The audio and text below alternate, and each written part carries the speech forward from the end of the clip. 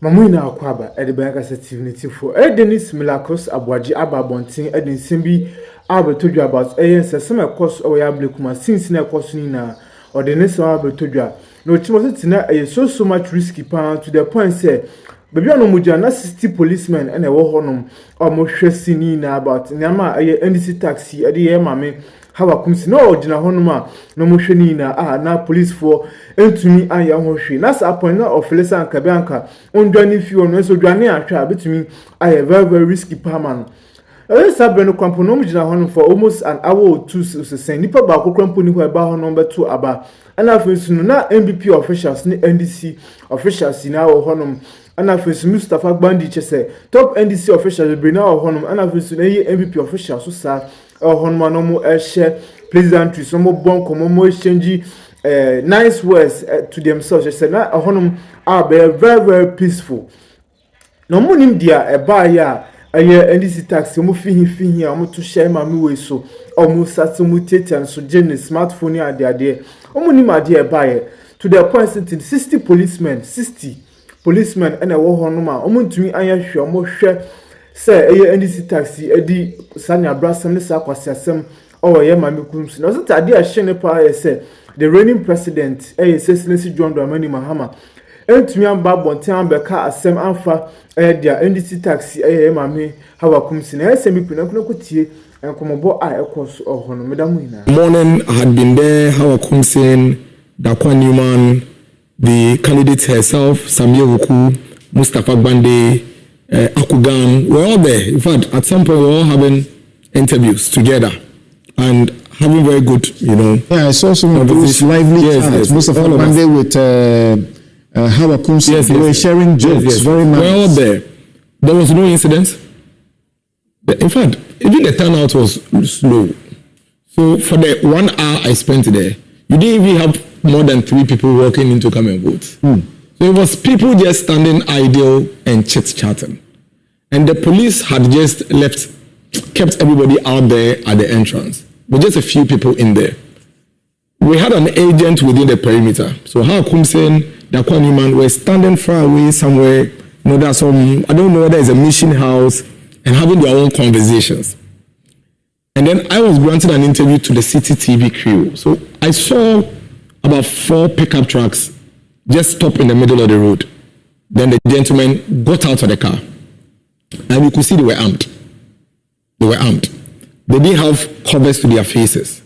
In fact, when I saw them, honestly, the interview was still even ongoing because people had just come and left in similar manner. Because usually, as the politicians come in, they come with, people. So I was even wondering who is coming next. Then they moved straight to the blockade that the police had. I mean, let me call them like a human formation that they had. I thought they would even stop and have a conversation with them. So a first policeman said, hey, stop. Then the first gentleman, he was in a camouflage jacket, hit him, he went back, he sat on the floor, then he broke through. He hit the police? Yes. So when he hit him, he sat on the floor and he broke through. Then the rest went, above. So if you watch the video carefully, you'd realize that for the first 30 seconds, the police were not reacting. Because they themselves were trying to figure out what to do. Before at some point, after some had already gone in and were going after Hawa Kumsen, they tried to stop the rest. But even that, if you watch the video, you realize that they ran over them. It was a policeman who was standing right where I was, who grabbed me and said, "Miracles, come this way." So it was actually Jackie, your reporter, that I would say saved me. Because Jackie was seated on a wall, on the fence wall reporting. And then your video guy, your camera guy was this way, also had his camera right on top of the wall, also shooting. I remember telling Jackie that she should be careful.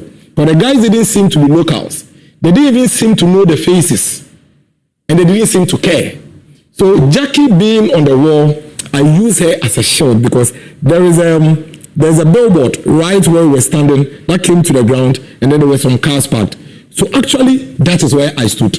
So I was right there. All the videos you are seeing from where we shot, I was standing by the video guy, except that they couldn't make me out. Because I'm sure if they had made me out, I would not be here this morning. But Samson, why are we here? Look at the police at the entrance. And if you had attempted to run, they would have the point is that it does look, from the incidents you see, it does look like people who attempted to run rather got attacked. Yes. Because you see, the guys, didn't know faces. So if you are running, then they assume you are part of their target. So it was to look at the police, they are standing idle. They couldn't do anything initially. They couldn't initially. Until here where they tried to stop the guys, they ran over them. And you can see some of the police even moving around. See some standing up there doing videography. You couldn't blame them. I think that, like Professor Enin said, the police were not armed. And basically, if they attempted to do anything, a lot of them could have been injured. But let me come to why we are even going through this. Something, if there was even an incident at the police station, I would be a bit more calmer. There was no incidents. There was nothing happening at the police station the time these guys came in. In fact, they are the ones who came in and brought this. But the NDC are not learning. The reason I'm saying they are not learning is this. There was Etiwa, there was Talensi, there was Akwetia, there was Triponi, and usually I'm saying this to the Gen Zs and some of the people who are now following politics, and there was Ayawaso West. Today when we speak about these things, everybody refers to Ayawaso West as if that was the first. And then as if it was something that came out of nowhere and the MPP brought it. Before Ayawaso West, there had been 4 bloodsheds. In fact, Talensi, there was an instruction by the National Security to stop every vehicle and search. Everybody on this call recollect. At some point, they found guns and ammunition in the vehicle of the national chairman then. To date, nothing happened. The women organizer of the National Democratic Congress in Etiwa drove through a group of MPP supporters. Some are maimed and incapacitated till today. Nothing happened. Akwetia, Honorable Damboche's vehicle was shot into. His driver was hit. He was rushed to the hospital fighting for his life. Baba Jamal at that time, vehicles ran over people in Akwetia. Nothing was done about it. You see, it is as a result of some of these things that for whatever reason, some of the political parties at the time, after Etiwa, decided to begin to take the protection of their own people into their hands. John Broadu made this point. We cannot run away from that fact. We can't. We can't pretend that is it. We cannot solve the problems if we don't go into these things. So if you recollect, something happened in Etiwa. Etiwa was the first time in the history of the MPP that we stood up for ourselves. And you recollect the famous Yachirobu Kitwebi. And then since Etiwa, the MPP began to protect ourselves.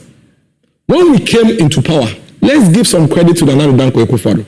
Knowing very well that violence and electoral malfeasance and killing and all of that wasn't part of the MPP DNA, quickly mobilized all stakeholders to put together a law that would disband vigilantism. Let me tell you, as of 2019, that the anti-vigilantism law was passed, no political party had the kind of strength that the MPP had when it comes to what they did in Ablekumanov. No political party. We had the strength.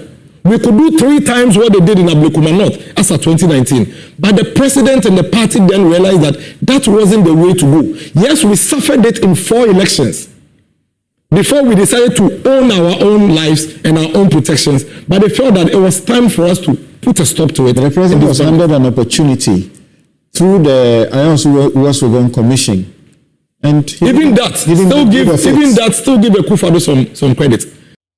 For 4 by-elections where there were bloodshed, we never saw the kind of public inquiry and commission that we saw. But the public inquiry must have a purpose. I'm just making whitewash. It wasn't entirely whitewash. Maybe you can raise that there are other aspects that has not been implemented. But people were held responsible. Colonel Epoku and co suffered consequences for the actions. So you can legitimately raise concerns about certain aspects, but we cannot run away from the fact that that was the first time in the history of this. And I'm saying this for the benefit of the young people who are only hearing Ayawaso West. I'm saying that before Ayawaso West, there was a Talensi, there was a Tripoli, there was a Tiwa, there was a Akwetia under an NDC government. That led to the MPP now starting to protect ourselves. Fast forward, the same MPP realized that no, this is not the way to go. Let's pass laws that will ensure that we do. And we passed the law to disband something that we were ahead